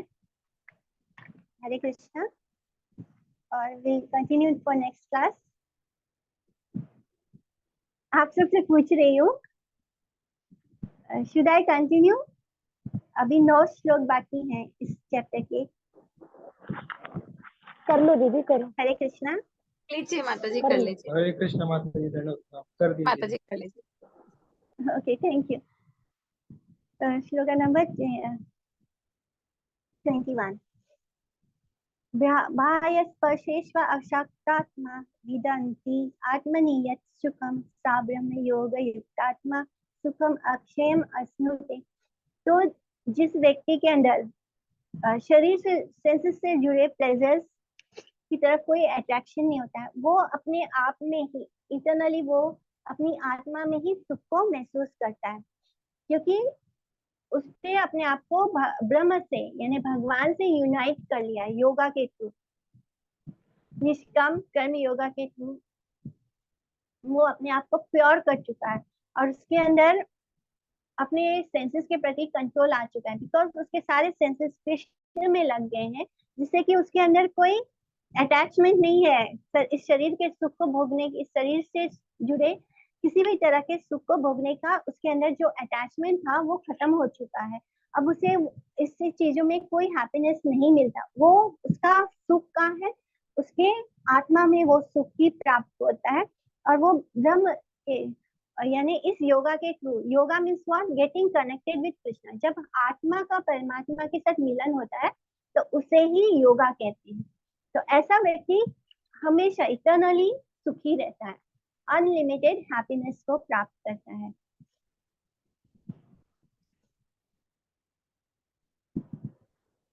तो जो हमारे एक्सटर्नल सेंसेस है, जैसे कि साउंड है, टच है, ये क्या होता है, इसे हम किससे महसूस करते हैं? इस शरीर से ही महसूस करते हैं, आत्मा से नहीं इसको महसूस करते हैं। आत्मा को देखने के लिए आंखों की भी जरूरत नहीं होती। तो हम इस शरीर को देख पाते हैं, समझ पाते हैं, मेरी आंखें, मेरे शरीर, मेरा बाल, मेरा, जब हम ये मेरा मेरा बोलते हैं तब हमें रियलाइज होता है कि आत्मा को देखने के लिए सेंसेस की या शरीर की भी जरूरत नहीं है, वो महसूस कर सकता है। तो जो भी चीजें इस शरीर के साथ जुड़ी है, इससे जब आत्मा अपने आप को डिटैच कर लेती है वो, और ये डिटैचमेंट कब होता है? जब हम अपने आप को कृष्णा के साथ कनेक्ट कर लेते हैं, तो ऑटोमेटिकली हमें रियलाइज होने लगता है कि हम ये शरीर जो कुछ भी कर रहा है, ये इसका सुख हमारा सुख नहीं है, हमारा सुख किसमें है? कृष्ण के साथ होने में है। तब ऐसा व्यक्ति अनलिमिटेड हैप्पीनेस को अटेंड करता है। ये ही संस्पर्शजा भोगा दुखियो नाय एवते आद्यंतवंता कौन्तेय न तेषु रमते बुधा। ये है कौन्तेय, जो सुख सेंसेस के कारण हमें मिलते हैं, यानी सेंस ग्रेटिफिकेशन के कारण जो सुख हम प्राप्त करते हैं, वो हमारे दुखों का कारण बनता है। तो इस शरीर को मैं मान के जब हम इस शरीर को सुख देने की कोशिश करते हैं, तो वो बिकॉज ये शरीर तो इटर्नल नहीं है। हम क्या है? हम इटर्नल है। शरीर क्या है? शरीर खत्म होने वाला है। बट हमने क्या किया? हम इटर्नल होके इस शरीर को जो नष्ट होने वाला है, इसको हमने मैं मान लिया और इस शरीर को सुख देने की कोशिश कर रहे हैं। तो उससे क्या होता है? हमारे लाइफ में मिजरीज आना शुरू होते हैं, हमारे जीवन में दुख आना शुरू होता है। जैसे कि पहले हम यंग होते हैं, फिर हम ओल्ड होने लगते हैं। तो अब ये ओल्ड होते होते ये शरीर हमें कोई सुख नहीं दे पा रहा है, लेकिन हम बार बार इस शरीर से ही सुख प्राप्त करने की कोशिश कर रहे हैं। तो उससे क्या होगा? हमें दुख प्राप्त होगा। जैसे कि लोग बहुत सारे ट्रीटमेंट करना शुरू कर देते हैं, ओल्ड एज आने पे भी वो खुद को यंग बनाने की कोशिश करते हैं। तो वो सारा चीज क्या होता है? वो टेम्परेरी होता है, नकली होता है, बाहर से किया होता है। लेकिन वो क्यों कर रहे होते हैं? क्योंकि वो शरीर को मैं मानकर उस शरीर के सुख को वापस जीने की कोशिश करते हैं। लेकिन ये शरीर क्या है? बीमार होता है, रोगी होता है, और फिर हमें कष्ट देना शुरू होता है। तो जब तक हम अपने आप को ये शरीर के सुख को भोगने में प्लेजर लेंगे, तो इससे क्या होगा? इससे हमें मिजरी ही प्राप्त होगी, दुख ही प्राप्त होगा। तो ये दुख शुरुआत से लेके अंत तक ये शरीर हमें दुख ही देगा। इसलिए जो बुद्धिमान व्यक्ति है वो इस शरीर से जुड़े सुख में सुख नहीं खोजता, वो आत्मा में सुख खोजता है, भगवान में सुख खोजता है। तो जो हैप्पीनेस सेंसेस के कॉन्टेक्स्ट से हमें सेंस ऑब्जेक्ट के थ्रू प्राप्त होते हैं, उसे क्या कहा जाता है? समस्पर्श मोक्ष। यानी वो हमें ऐसे सुख का बिगिनिंग भी होता है, शुरुआत भी होता है, और ऐसे सुख का अंत भी होता है। बट जब हम ये जान लेते हैं कि हम एक्चुअली में इटर्नल है, तो हमें इटर्नल चीज की हैप्पीनेस दे सकते हैं। जो हमारा स्वभाव है वही स्वभाव का होगा कोई, तो ही हमें सुख प्राप्त होगा। यानी जो कृष्ण है, हम कृष्ण का अंश होने के कारण हमारा सुख कृष्ण से ही हमें मिल सकता है, इस शरीर से हमें कभी भी सुख नहीं मिल सकता। स्नक्नोति हैव यासोदुम प्राक्शरीर विमोक्षणात् काम क्रोधोद्भवं वेगम सा युक्ता सा सुखी नरा। तो जो व्यक्ति इस शरीर को छोड़ने के पहले इसी जीवन में क्रोध का, काम वासनाओं का जो वेग है उसको सहन कर लेता है, उसे ही हम योगी कहते हैं। और वो बहुत जल्दी सुख को प्राप्त कर सकता है, वो सुखी हो सकता है, ऐसा व्यक्ति सुखी हो सकता है। काम और क्रोध, लोभ, मोह, ये सब कैसे आते हैं? ये सब हमें बॉडीली कॉन्सेप्ट से ही आते हैं। सेंस प्लेजर, बॉडीली कॉन्सेप्ट यानी सेंस प्लेजर हो गया। ये जैसे कि हमने पढ़ा था ना कि हम कौन है? हम इस शरीर में किराएदार की तरह जब रहना हम मान लेते हैं कि ये शरीर एक घर है, एक किराए का घर है, और हम ये शरीर नहीं है, हम तो इस घर में रह रहे हैं। तब हमें पता होता है कि हमें इस शरीर से जुड़े सुख को नहीं भोगना है, लेकिन जब तक हम इस शरीर से जुड़े सुख को पाने की कोशिश करते हैं तब तक हम इस दुख प्राप्त होता है। लेकिन द मोमेंट हम इस शरीर को छोड़ने के पहले अगर हम इस ही जीवन में हम ये सेंसेस से जुड़े सुख दुख को से ऊपर हो जाते हैं और हम काम और क्रोध के वेग को समझ पाते हैं कि ये सब कुछ हमारे सेंसेस के कारण हो रहा है, सेंस ग्रेटिफिकेशन सेंसेस को भोग देने के कारण हो रहा है, तो हम एक्चुअली में क्या बन जाते हैं, योगी बन जाते हैं और हम इसी जीवन में सुखी हो पाते हैं। उसके लिए हमें अगला जन्म लेने की भी जरूरत है, हम इसी जीवन में सुख को प्राप्त कर सकते हैं। यो अंता सुखो अंतरानाम तथंतर ज्योतिरेव या सा योगी ब्रह्म निर्वाणम ब्रह्म भूतो अधिगच्छति। तो ऐसा व्यक्ति को ही योगी कहा जाता है जो अपने काम को, अपने क्रोध को कंट्रोल कर लेता है। काम क्रोध ये सब शरीर से जुड़े हैं, सेंसेस के कारण है, यानी सेंसेस को भोगने के कारण, उसकी इच्छा के कारण जब वो इच्छा पूरी नहीं होती तो पहले तो काम वासना आती है। काम वासना जब पूरी नहीं होती है, बहुत कोशिश करने पे भी पूरी नहीं आती है, तो वो क्रोध का रूप ले लेती है। तो जब हम इस चीज को एक्चुअली में जड़ से समझ लेते हैं और समझ लेते हैं कि आत्मा इन सबसे ऊपर है और स्ट्रांग है, तब हम ऑटोमेटिक इन वेगों को कंट्रोल कर लेते हैं और ऐसे व्यक्ति को योगी कहा जाता है। तो ऐसा योगी जो होता है वो अपनी आत्मा में ही सुख को खोजता है, उसको अपने अंदर ही सुख प्लेजर मिलता है, सुख प्राप्त होता है और वो अपने अंदर ही प्रकाशित रहता है, जिससे कि वो ब्रह्म को यानी भगवान को अटेन कर लेता है। तो ऐसी ही स्थिति को क्या बोलते हैं, ब्रह्म निर्वाणम, यानी हमारा मटेरियल एग्जिस्टेंस खत्म हो गया, जीव अपने स्वरूप को प्राप्त कर दिया। निष्काम कर्म योग करने का ये फल है कि हमें ज्ञान प्राप्त होता है। हमें ज्ञान प्राप्त होने से हमें ये एहसास हो जाता है कि हम ये शरीर नहीं है, और जब हम ये शरीर नहीं है तो हम इस शरीर से जुड़े सुख के पीछे नहीं भागते। जैसे कि हम काम और क्रोध को अपने बस में कर लेते हैं, यानी हमें काम और क्रोध के वेग को कंट्रोल कर सकते हैं और जिससे कि हमारा मन अपने बस में आ जाता है। और ऐसा व्यक्ति ही आत्म तत्व को ज्ञान प्राप्त करता है, अपनी आत्मा को समझ पाता है और जो अपनी आत्मा को समझ लेता है, आत्म तत्व का जिसको ज्ञान हो गया है, वही ब्रह्म को यानी भगवान को रियलाइज कर पाता है और ऐसे ही व्यक्ति को ब्रह्म निर्वाण प्राप्त होता है। लभन्ते ब्रह्म निर्वाणम ऋषया श्रीन कल्मषा छिन्न द्वेदा यतात्माना सर्वभूत इते रता, यानी ऐसे ऋषि जो अपने पापों से मुक्त हो गए हैं और जिनके मन में अब कोई डाउट नहीं है, जिन्होंने अपने मन को जीत लिया है और जो जीवात्माओं के इटर्नल वेलफेयर, हमारा इटर्नल वेलफेयर क्या है, जब हमें किसी का मदद करना है तो उसका क्या मदद करना, उसे ये बताना है कि वो ये शरीर नहीं है, उसका रिश्ता भगवान के साथ। द मोमेंट ये रियलाइज, हमें एक्चुअली में दूसरों को हम हेल्प कैसे कर सकते हैं, जब उनके दुखों का जड़ खत्म कर दें।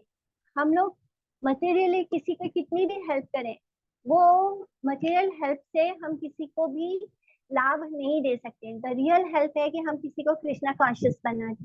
जब हम किसी को कृष्णा कॉन्शियस बनाते हैं तो हम उसके सारे कर्म बंधन को ही खत्म कर देते हैं। उसे जब हम किसी को कृष्ण से जोड़ देते हैं तो हम उसके सारे दुखों के जड़ को ही खत्म कर देते हैं। तो ऐसे ऋषि जो अपने पापों से मुक्त हो चुके हैं, जिनके मन में अब कोई डाउट नहीं रह गया, जिन्होंने अपने मन को बस में कर लिया है, और जब वो लोगों का भला करते हैं तो वो ब्रह्म निर्वाण को अटेन करते हैं, उन्हें ब्रह्म निर्वाण प्राप्त होता है। भगवान जी प्राप्त हो सकते हैं ऐसे व्यक्तियों को। काम क्रोध विमुक्ता नाम युति नाम यत चेतसाम अभितो ब्रह्म निर्वाणम वर्तते विदित आत्मना। तो ऐसे सन्यासी जो अपने काम और क्रोध से मुक्त है, जिन्होंने अपने मन को अपने वश में कर लिया है, जिनको आत्म तत्व का अच्छे से ज्ञान हो गया है, वो ब्रह्म निर्वाण को प्राप्त करते हैं, अटेंड करते हैं।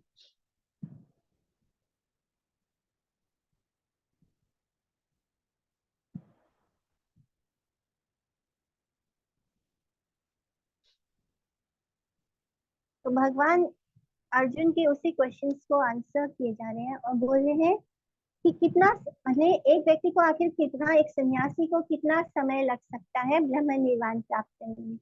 तो बाय स्टेप जब तक कि हमारे अंदर काम है, क्रोध है, जब तक हम इससे फ्री नहीं हो सकते, तब तक हमारा मन हमारे बस में नहीं होगा। जब तक कि हमारा मन बस में नहीं आएगा, हम आत्मा को नहीं जान पाएंगे, और जब तक हम आत्मा को नहीं जान पाएंगे, हम ब्रह्म निर्वाण को नहीं अटेंड कर पाएंगे। तो ये एक ग्रेजुअल प्रोसेस होता है, जिससे कि हमारा जो सटल बॉडी है, वो हमारा मन जब स्थिर होता है, तो हमारा जो सटल बॉडी है वो एक्चुअली में डिस्ट्रॉय हो जाता है। स्पर्शान् कृत्वा बहिर्बाह्यं चक्षुश्चैवान्तरे भ्रुवो प्रणापानो समो कृत्वा नासाभ्यन्तरचारिणो यतेन्द्रिया मनोबुद्धिर्मुनिर्मोक्षपरायण विगतेच्छा भया क्रोधो या सदा मुक्त एव सा।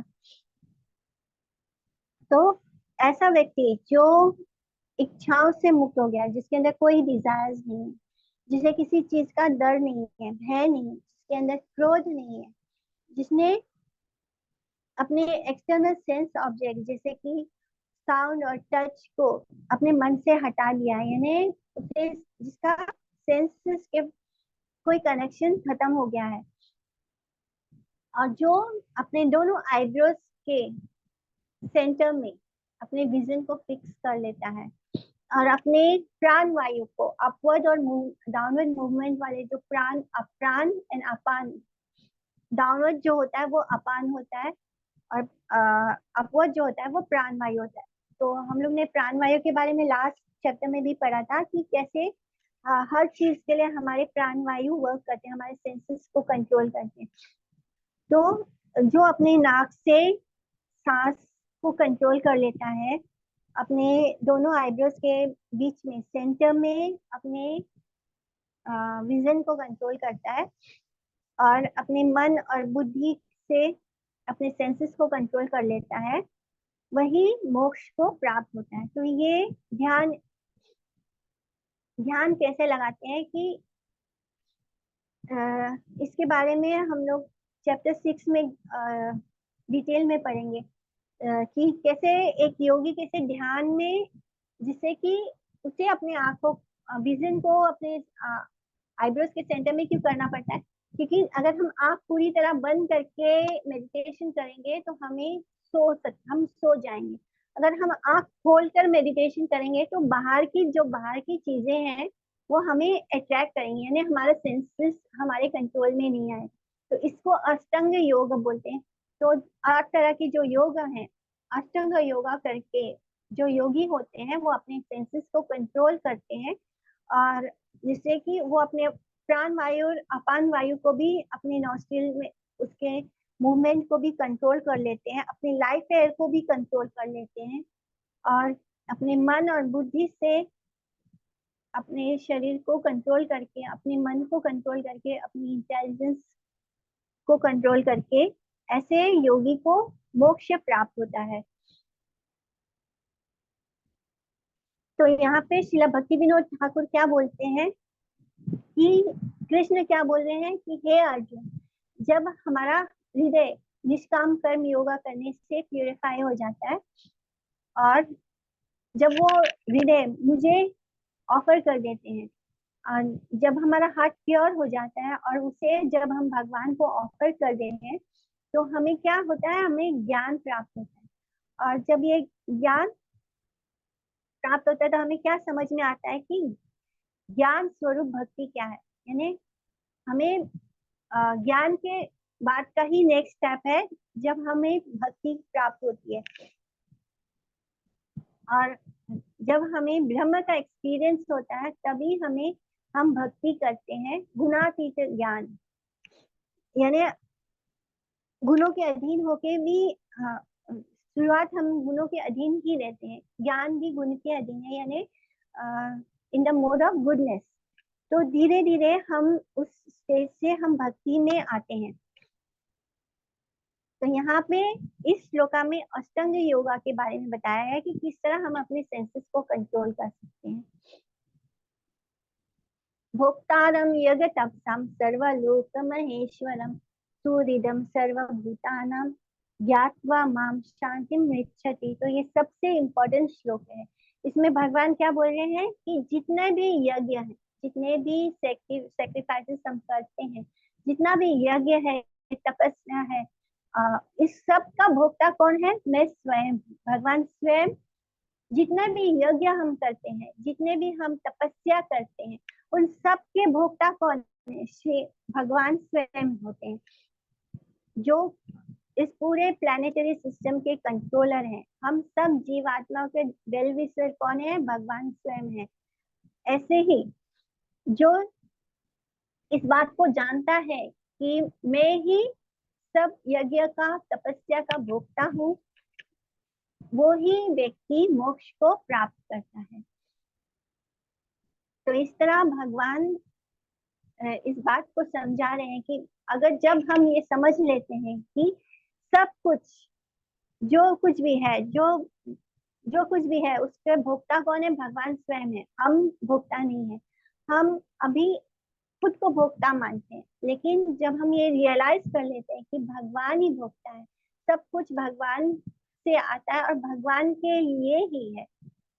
जब हम भगवान के लिए भोजन बनाते हैं, ये भी यज्ञ होता है, यानी हम जान गए कि भगवान ही भोगता है, इसलिए हम उनके लिए भोजन बनाते हैं और हम क्या पाते हैं? भगवान का प्रसाद पाते हैं। तो इसी तरह भोक्तारम यज्ञ तपसम, भगवान स्वयं बोल रहे हैं कि जो व्यक्ति ये समझ लेता है कि मैं भोक्ता हूँ जितने भी इस पूरे संसार का, सर्वलोक महेश्वरम, वही व्यक्ति अंत में शांति को प्राप्त करता है, यानी मोक्ष को प्राप्त करता है। उसे ही शांति प्राप्त होती है। तो तम ईश्वरम परमम महेश्वरम तम देवतानां परमम च दैवतम पतिम पतीनां परमम परसात् वीरानां देवं हुआ नेशम इवयम। कि भगवान कृष्ण ही सबके कंट्रोलर हैं, वही हमारे, उनकी ही पूजा होनी चाहिए, वही ईश्वर है, वही हमें प्रोटेक्ट करने वाले, वही हमारे रक्षक है, और वही इम्पर्सनल ब्रह्म भी है, यानी जो ब्रह्म ज्योति जिसको बोलते हैं, उन्हीं से आता है। तो यहाँ पे श्रीला भक्ति विनोद ठाकुर की टीका है, जिसमें वो बोलते हैं कि पहले 4 चैप्टर सुनने के बाद अर्जुन के मन में जो डाउट अराइज हुआ था, कौन सा डाउट था? क्या क्वेश्चन पूछा था अर्जुन ने कि मुझे एक बात बताइए कि कर्म संन्यास करना ठीक है या निष्काम कर्म योग करना ठीक है? क्योंकि वो इन दोनों में को सेपरेट समझ रहा था, बट एक्चुअली में ये दोनों एक ही है। दोनों का अल्टीमेट गोल क्या है? मोक्ष प्राप्त करना। तो यहाँ पे भगवान ने अर्जुन के सारे डाउट्स को क्लियर किया, डिटेल में उसे बार बार समझाया। तो कैसे उस स्थिति को प्राप्त कर सकते हैं जहां पर आने के बाद हमें मोक्ष प्राप्त हो सकता है। तो आज हमने पूरा चैप्टर ले लिया, चैप्टर 5। तो एनी डाउट होगा तो मुझे पर्सनली पूछ लीजिए, अभी मैं ऑलरेडी बहुत लेट हो चुका है। तो हम क्लास को यहाँ पे एंड करते हैं। वांछा कल्पतरुभ्यश्च कृपा सिन्धुभ्येव च पतितानां पावनेभ्यो वैष्णवेभ्यो प्रणाम एवरीवन। हरे कृष्णा। प्रणाम माताजी। हरे कृष्णा। हरे कृष्ण माता। Hare Krishna. Thank you for attending the class. Hare Krishna माता जी। हरे कृष्णा। दीदी, दंड प्रणाम। हरे कृष्णा। दंड प्रणाम टू एवरीवन। हरि बोल। Thank you for attending the class. ये तो हमारा सौभाग्य है, हमको अटेंड करने को मिल रहा है। हरे कृष्णा। हरे कृष्णा।